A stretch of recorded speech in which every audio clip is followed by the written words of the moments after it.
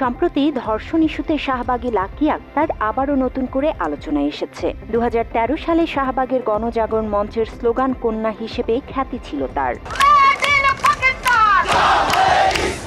সম্প্রতি ধর্ষণের বিরুদ্ধে আন্দোলনের নামে দেশের পরিস্থিতি উত্তপ্ত করার ষড়যন্ত্রে লিপ্ত হয়ে নতুন করে আবারও আলোচনায় তিনি। একের পর এক নারীর ধর্ষণ, নিপীড়ন, খুন, হত্যাকাণ্ড আমরা দেখেছি, মততন্ত্র আমরা দেখেছি। আমাদের যে সরকার ক্ষমতায় এসেছেন, ইন্টারিম সরকার, সেই সরকার নিদারুণভাবে ব্যর্থতার পরিচয় দিয়েছেন মানুষের জানমাল নিশ্চিত করার জন্য। 2013 সালে গণজাগরণ মঞ্চের স্লোগান কন্যা খ্যাতি পাওয়া লাকি আক্তারকে যৌন নিপীড়ন করা হলেও সে সময় চুপ ছিলেন তিনি। জানা যায়, শাহবাগে লাকি আক্তারকে সে সময় যুবলীগ নেতা জামান যৌন নিপীড়ন করেছিলেন। সে সময় ঘটনাটি সম্পর্কে সামাজিক যোগাযোগ মাধ্যমে লেখালেখি ও বিভিন্ন গণমাধ্যমে সংবাদ প্রচার করা হয়েছিল। প্রত্যেকটি অঞ্চল, প্রত্যেকটি জেলা যেন সেই গণজাগরণ মঞ্চে কাজ করে। 18 দলীয় জোট নামে একটি ফেসবুক পেজ ও দেশের বিভিন্ন গণমাধ্যমে লাকির ছবি সহ প্রচার করা হয়েছিল ঘটনাটি। সে সময় ওই সংবাদে লেখা হয়েছিল, শাহবাগের অগ্নিকন্যা লাকি আক্তার রাত 4টার সময় যৌন নিপীড়নের শিকার হয়েছে। সেই খবরে উল্লেখ করা হয়, লাকি আক্তার সারাদিন তুই রাজাকার করে ক্লান্ত হয়ে রাত 2টার দিকে শাহবাগের মোড়ে ঘুমিয়ে পড়ে। রাত 4টার সময় প্রকৃতির ডাকে সাড়া দিয়ে আন্দোলনকারীদের জন্য নির্ধারিত বাথরুমে যায়। সে সময় যুবলীগ নেতা জামান তার 6-7 জন সঙ্গীকে বাথরুমের গেটে পাহারায় রেখে এবং একজন সঙ্গীকে সাথে নিয়ে জোরপূর্বক লাকি আক্তারের সাথে যৌন সম্পর্ক স্থাপন করে। সে সময় আরও অভিযোগ ছিল, জামানের মতো ছাত্রলীগ ও যুবলীগের কয়েকটি গ্রুপ নিয়মিত গভীর রাতে বাথরুমে আসা যুবতীদের শারীরিকভাবে লাঞ্ছিত করত। এই ঘটনা জানাজানি হলে শাহবাগে মৃদু উত্তেজনা ছড়িয়ে পড়ে। তবে ছাত্রলীগ নেতাদের হস্তক্ষেপে মিডিয়া কর্মীদের থেকে ঘটনা আড়াল করা হয়। সেই সাথে প্রচার হওয়া লাকির সংবাদটিও সরাসরি সরকারের হস্তক্ষেপে মুছে দিতে বাধ্য হয় গণমাধ্যমগুলো। এছাড়াও শাহবাগ আন্দোলনে অংশ নেয়া নারীদের অনেকেই নানাভাবে যৌন নিপীড়ন ও হয়রানির শিকার হতো সে সময়। আন্দোলনে অংশ নেয়া নারীদের কিছু অংশ ঢাকা বিশ্ববিদ্যালয়ের চারুকলা অনুষদের ভেতরে রাত যাপনের সুবাদে দেহ ব্যবসায় লিপ্ত হতো বলে অভিযোগ উঠেছিল। শাহবাগের সে সময় খুপড়ি ঘরে এবং অস্থায়ী তাঁবুতেও মাদক সেবন সহ নানা রকম অনৈতিক কর্মকাণ্ডে লিপ্ত হতেন শাহবাগীরা। অনেক নারী না বুঝে আন্দোলনে এসে নিজের সতীত্ব হারিয়েছিল বলেও জানা যায় সে সময়। আন্দোলনরতরা খুপড়ি ঘর ও অস্থায়ী তাঁবুতে রাত্রি যাপন করলেও নেতা নেত্রীদের স্থান হতো রোগীশূন্য পিজি হাসপাতালের বিভিন্ন কেবিনে।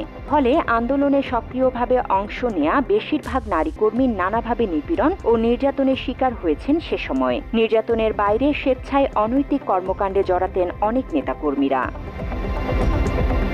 নাম প্রকাশে অনিচ্ছুক ঊর্ধ্বতন এক পুলিশ কর্মকর্তা অভিযোগ করেন, রাতের বেলা মেয়েদের অসুস্থ দেখিয়ে পিজি হাসপাতালের ভর্তির কথা বলে কেবিন নেওয়া হতো।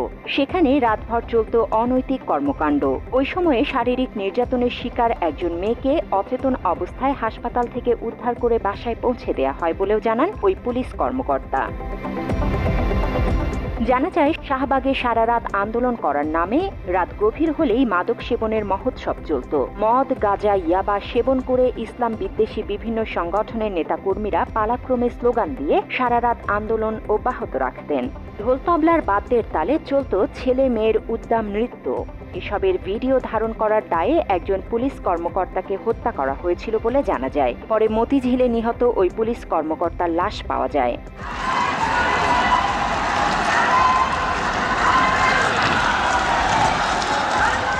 শাহবাগ আন্দোলনে আইন শৃঙ্খলার দায়িত্বে থাকা একজন পুলিশ কনস্টেবল জানায়, জীবনে বহু জায়গায় দায়িত্ব পালন করেছেন, কিন্তু শাহবাগের মতো বেলেল্লাপনা কখনো দেখেননি তিনি। আন্দোলনের নামে যা হতো তা কোনো সুস্থ মানুষ প্রত্যক্ষ করলে ঠিক থাকতে পারবে না। তিনি আরও বলেন, এমন কিছু ঘটনা চোখে পড়তো যা বলার মতো নয়, তবে সে সময় কিছু করারও ছিল না তাদের। অল্প সংখ্যক ইসলাম বিদ্বেষী ব্লগারেরা আন্দোলন শুরু করলেও সরাসরি সরকারি পৃষ্ঠপোষকতায় সেই সংখ্যা কয়েক গুণ বেড়ে যায়। জানা যায়, আন্দোলনে অংশ নেওয়া সকলের জন্য সরকারি অর্থায়নে থাকা, খাওয়া ও মাদকের যোগান দিত তৎকালীন আওয়ামী লীগ সরকার। ভারতের ইন্ধনে ও আওয়ামী লীগ সরকারের পৃষ্ঠপোষকতায় রাজধানীর গুরুত্বপূর্ণ শাহবাগ মোড় অবরোধ করে দীর্ঘদিন জনভোগান্তি সৃষ্টি করলেও তার বিরুদ্ধে কোনো পদক্ষেপ নেওয়া হয়নি সে সময়। তবে বিভিন্ন গোপন তথ্য ফাঁস ও টাকা ভাগাভাগি নিয়ে দ্বন্দ্বে জড়িয়ে পড়ে শাহবাগীরা। ওই ঘটনার জেরে আন্দোলনে অংশগ্রহণকারীর সংখ্যা দিন দিন কমতে শুরু করেছিল, যে কারণে সরকার ক্ষুব্ধ হয়ে আন্দোলনের মুখপাত্র ইমরান এইচ সরকারের বিরুদ্ধেও গ্রেফতার পরোয়ানা জারি করেছিল বলে জানা যায়। মাত্র 30% টাকায় জমির মালিক হয়ে নতুন বাংলাদেশের গড়ে তোলার স্বপ্ন দেখা বাংলা বসতি।